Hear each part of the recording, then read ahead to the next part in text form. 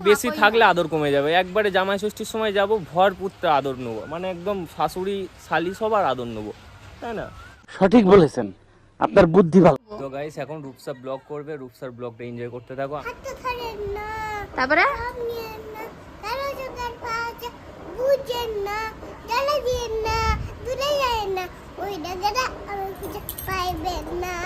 সাবাস।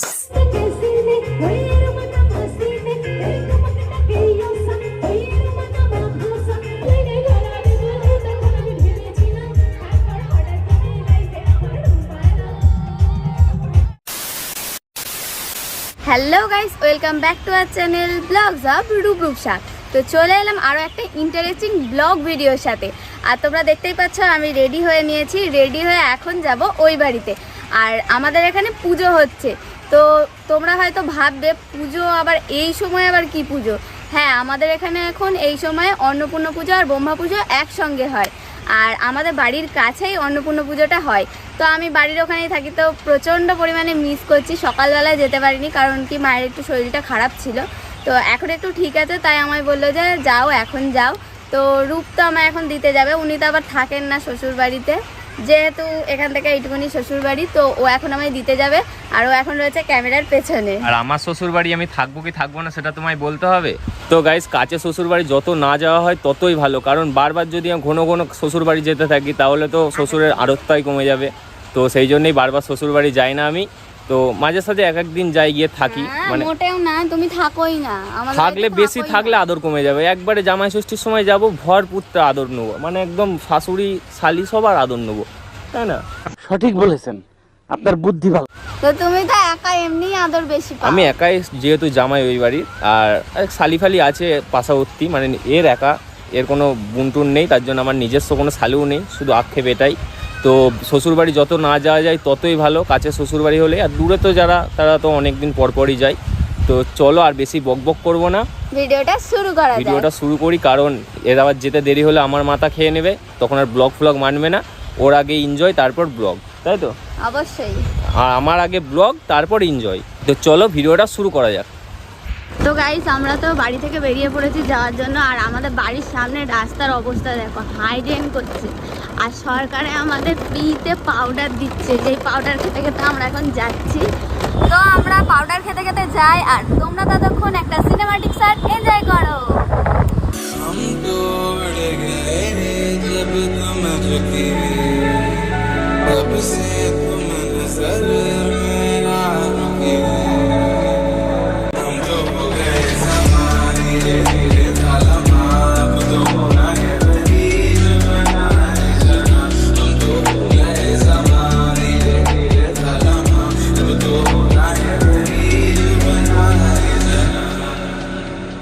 তো গাইস, এখানে রূপসার এসে কাজ দেখো, বাড়ি ঢুকতে ঢুকতে এই যে দৌড়াদৌড়ি আরম্ভ করে দেয়। কি হলো, আমায় নিয়ে যাবে না তো? আমি চলে গেলাম তাহলে।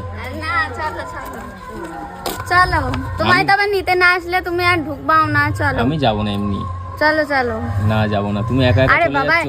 এখানে এসেছি, গান টান বাজছে, আমার বেশ মনে একটু আনন্দ লাগে। সত্যি চলে যাচ্ছ? কি করবো, চলে যাবো। তোমাদের বাড়ির এখানে পুজো, তুমি আমায় থাকতে বলেছো একবারও?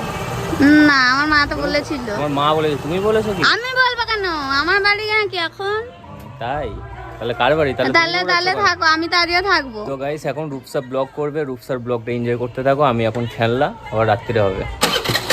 চলে গেলাম, টাটা। যাও, টাটা।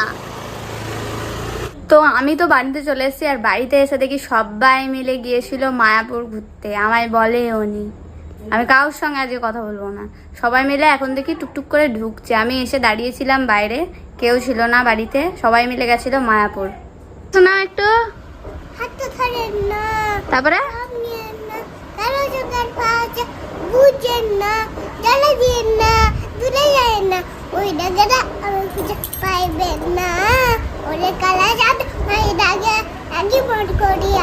মন করে আনছান। তো গাইজ, এটা হলো আমাদের বাড়ির সব থেকে বড় সদস্য। আর তুমি কি দেখো ফোনে? তুমি কার্টুন দেখো ফোনে? আর রিলস দেখো না? রিলস আর গান মুখস্থ করো? ঠিক আছে, বলো হাই গাইস। মন্দিরে ছড়া কিরম বলবি বল? না, ওরা না, নমস্কার করে তারপর শুরু কর। নমস্কার, আমার নাম জমিলে পিরামানি। আমি একটা কবিতা বলবো। বলো। আটা গাছে দাদা আমাকে তারে মুখে আছে এত দাগে তবু কথা কমন করবো। এই হাতালি দে, হাতালি দে, হাতালি দে, হাতালি হাতালি হাতালি। এই হাতালি পড়েছে অনেক, মজা পেয়েছো? এবার কালকে গিয়ে কবিতা বলবো তো? ঠিক আছে। তেঙ্গে তেঙ্গে তেঙ্গে তেঙ্গে তেঙ্গে নেই তেঙ্গে তেঙ্গে তেঙ্গে রে তেঙ্গে তেঙ্গে তেঙ্গে তেঙ্গে তেঙ্গে। তো আমাদের এখনো সাজা গুজা কমপ্লিট হয়নি, এখনো মনে হয় গান শুরু হয়ে গেছে, কিন্তু আমি দেখে আসলাম অনেক কেউ নেই। তো যাই হোক, আমরা আগে রেডি টেডি হয়নি, তারপর যখন বেরোবো তখন দেখা হচ্ছে। তো গাইস, আমরা চলে এসেছি মন্দিরের এখানে, আর একটু বাদেই মানে গান শুরু হয়ে যাবে। একটুখানি বন্ধ হয়েছে, ওই জন্য আমি আবার ভয়েসটা দিয়ে নিলাম। তো এই দেখো চারিদিকে ভিড় আর ভিড়, সব মানুষ চলে এসেছে, আমরাই মনে হয় লাস্টে আসলাম। আর এদিকে গানও শুরু হয়ে গেছে। আর হ্যাঁ, এটাই আমাদের পাড়ার অন্নপূর্ণা ঠাকুর। তো গ্রিলটা দেওয়া রয়েছে বলে আমি ভালো করে দেখাতে পারছি না। যারা শান্তিপুরে থাকো তারা অবশ্যই জানো এই সময় আমাদের এখানে অন্নপূর্ণা পুজো হয়।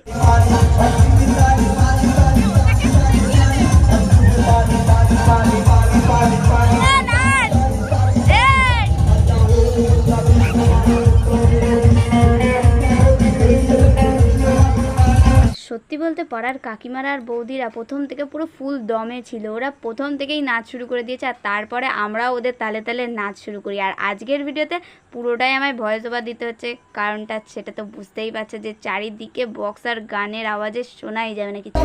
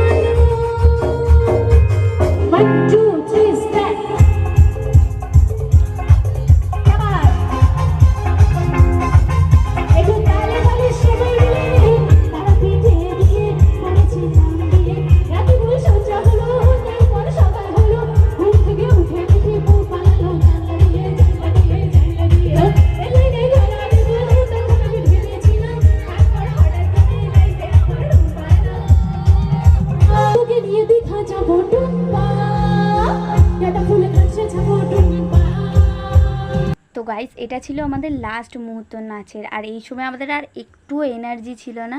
আর এদিকে সবারই বাড়ি চলে যাবে, নাচ টাচ হয়ে গেছে। আর আমি আজকে ভালো করে ব্লগটা হয়তো করতে পারিনি, যেটুকু পেরেছি তোমাদের সঙ্গে শেয়ার করছি।